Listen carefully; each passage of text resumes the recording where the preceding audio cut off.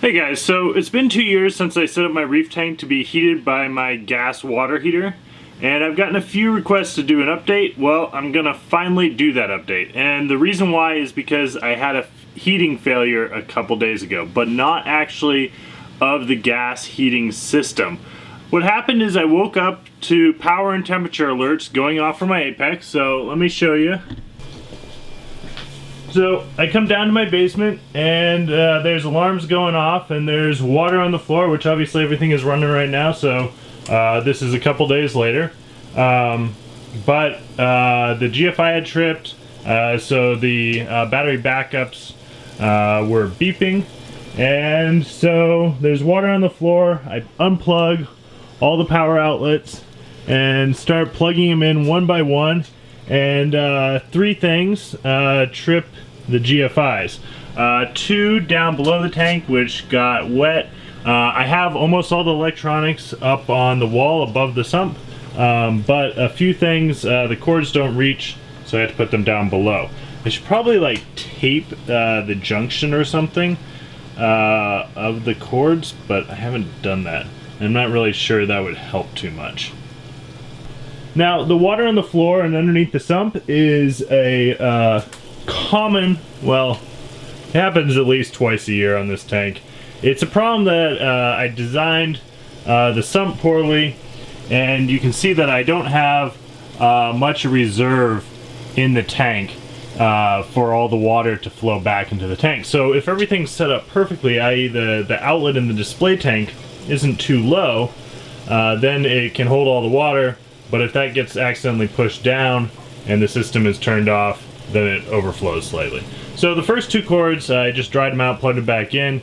That's all good. So the third thing was plugged in up here. It was something that I actually forgotten that I even had plugged in, and it was an electric water heater. What had happened was that a couple weeks earlier, the float valve in my water change reservoir, which is right here, had gotten stuck, and to make sure that the circulating pump and the hot water heater that's electric in there didn't run dry, I just turned off the hot water heater and the circulation pump, and I should have just unstuck the float valve, but I had an isolation tank for a new fish on top of it, so I didn't want to bother with it. But what happened was it got really cold, and it pumps the water into my sump really close to where the temperature probe is. And so it was enough to cool down the temperature probe for long enough that it set off the alarm for the temperature, and it also turned on that electric heater, which had failed. That tripped the GFI and caused the water to flood the rest of it. So this water heater had failed, and it has a fault to ground. And I can show you that because this water heater is plugged in and it's actually heating. I don't know if you'll be able to see that, but there is a red light on that. Anyway, it's heating up, and got it plugged into this standalone GFI, and I've got a ground probe plugged into that standalone GFI. If I stick the ground plug in there, the heater turns off. It just tripped the GFI. And I can take it out, reset the GFI.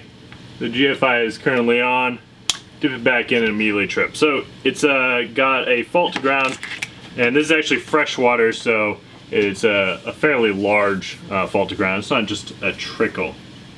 And this heater, it's not on anymore, so I can touch it right, is an Aquarium Pro.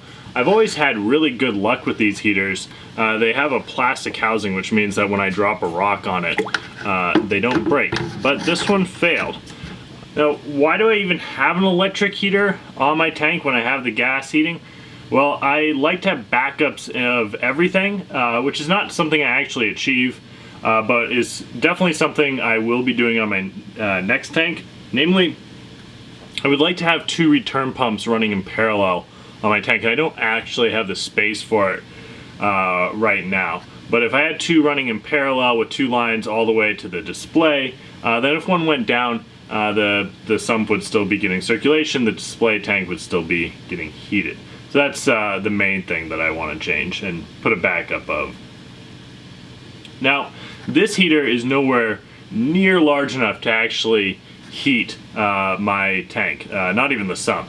But it might give the tank a few extra hours if the gas system failed, so I could get home and add some heaters. If I was on vacation, it wouldn't do anything for me, but you know, I could stay at work and not have to run home. So I wasn't willing to have like the 5 heaters that I had before, but I was willing to risk this one, which clearly was a mistake. But this brings up a problem that we should all address in our tanks, and that's that backup equipment needs to be checked regularly. Otherwise, it's not going to be there working for you when you need it. I should have probably turned this heater on a regular basis, but I didn't. And even if I had, I don't think the risk is worth the reward. It's not gonna, you know, keep my tank heated. It would have just given me a couple hours. I don't want any electric heaters in my tank. In fact, I don't want any source of AC in my tank, and this was actually the only source of AC in my tank besides the lights that are above it. And then there's the problem with heaters. This heater could have been leaching metals into my tank for 2 years because I hadn't turned it on for 2 years, and I wouldn't have known. So this heater, it's leaving, it's out of my tank. But this means that I have no backup system for the gas heating system. So I wanted to see how it was doing. So this is my gas hot water heater. If you haven't seen the original video, I'd suggest that you go see that. But the hot water comes from the hot water tank. It goes through a circulation pump. I think these are like 13 watts. They don't use basically any energy at all. Then it goes through a check valve, which is not needed, and a motorized ball valve, which automatically closes when it loses power. And then that hot water goes through a titanium heat exchanger, which exchanges its heat with water going up to this display tank, and then the water flows back around and it goes back into my gas hot water tank. Now, turning the system on and off is controlled by my Apex, and then as backup I have this DIY Inkbird controller, and that turns on both the circulation pump and the ball valve. So let's see how this hot water heater held up. Well, the circulation pump, I'm not really worried about. It's a brand name and they're kind of designed to run for basically forever. The solenoid valve, or the solenoid ball valve rather, that's a cheap Chinese ball valve. I keep a spare on hand, but I haven't had any problems with that, and I haven't had any problems with the titanium heat exchanger, which was an eBay special as well. But I am curious to see how the titanium heat exchanger is holding up, both to the salt water and the hot water. So for the first time in 2 years, I'm actually going to take this out. I know I said I was going to like clean it every 6 months or something, but that just hasn't happened. So I'm going to take it out. I've already turned off the hot water to it. I'm going to turn off the return pump and take it out and see how it's held up.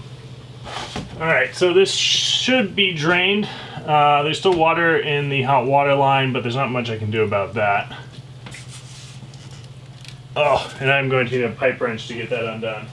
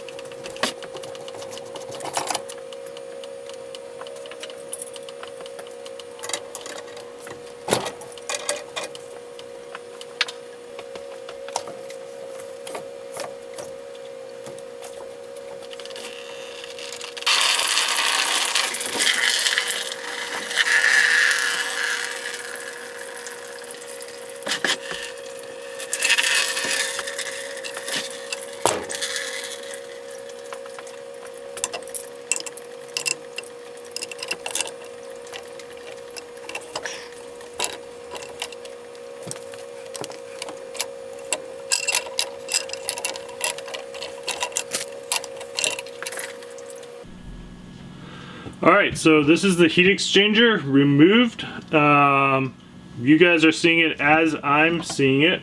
When I took it out, it dumped a fair bit of rusty looking water out of it. Now, that's probably because the supply lines to this house are steel, and most of the towns or cities' supply lines are probably also steel. And the hot water tank would look exactly the same. This is just a good place for it to settle because there's lots of nooks and crannies. So, you know, iron never hurt anyone. Plenty of people take pills to supplement it. So I'm not too worried about that, although I probably will give it a quick rinse out. There was some Teflon tape that had been kind of disintegrating on the inside. I think I will wipe that out just so we're not drinking that, since this is, you know, shared with the hot water heater, and although you're not really supposed to drink your hot water for various reasons, people do it, and I do it as well.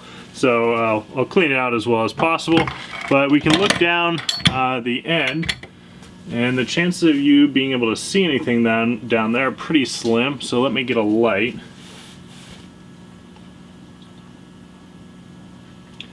And if we look down in there,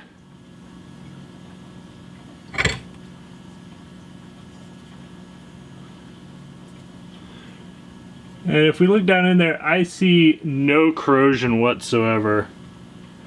There's a little bit of iron just buildup around, but I don't see any corrosion, so that side looks good. But I really wasn't worried about the freshwater side. I was worried about the saltwater side. You can see that these have been leaking a little bit. When I installed it, it leaked for a good amount of time out of both these joints. You can see that there's, I don't know what this is, I think it's copper from the freshwater side from the pipe. So it was leaking and dripping for a couple months. I don't have a finished basement, so I didn't care about it. I didn't bother to take it apart and fix it, but it also clearly has been leaking a little bit of salt water from this one. So hopefully this one will be easy to undo, and it is. So I'll need to remember to tighten that one back up a little bit more than when I found it. And if I look in there, I see absolutely nothing. Like it looks about the same as the day I bought it. You know, it's not polished titanium in there. It never was. Let me get the copper off my hands just so I don't accidentally put it in the tank. Alright, copper is off my hands. Yeah, I see there's some algae that looks like it got stuck in there. It feels like there's a slight biofilm on titanium, which is weird because I thought, well, maybe titanium is what biology likes, because you put it in your body as a hip replacement. So maybe titanium is good for biology. Anyway, there's a slight biofilm on it, so the bacteria don't seem to mind it. It's a good surface. If I take off this side, you can see that it is immaculate as well. Now I was slightly worried that the welds might be of poor quality and they might start to corrode. I do not see any evidence of that. I mean, I can't really see down too deep into it, but it looks pretty clean from where I'm standing. So I'd say 2 years of exposure to salt water, and this thing looks basically the same as the day I bought it. Now I'm going to rinse it out just for fun, but I don't think I would need to. You know, there's a few pieces of stuck algae in there, but other than that, it doesn't look like it even started to clog even a little bit. So all in all, 2 years on, it's looking pretty good. So that makes me a little bit more comfortable to leave this as the only heat on my system. I mean, really the things that would fail would be maybe a weld in here, which would cause bigger problems than my tank not having heat. It would probably pump well, it would pump fresh water into my tank. That would be bad. I don't see any corrosion on the welds, and I checked this thing for pressure when I got it. The other problems would be the ball valve, which could certainly fail, or the pump, which it's also possible that that could fail, though probably less likely. But that's a lot less likely to happen than a electric water heater failing. So I'm gonna button this back up, rinse it out, and turn my tank back on so it doesn't get too cold. Anyway, that's it for today. As always, thanks for watching, and if you've got any comments or questions, leave them down below, and if you've got any DIY ideas that you'd like to see me tackle, leave those down below as well. Thanks for watching, guys.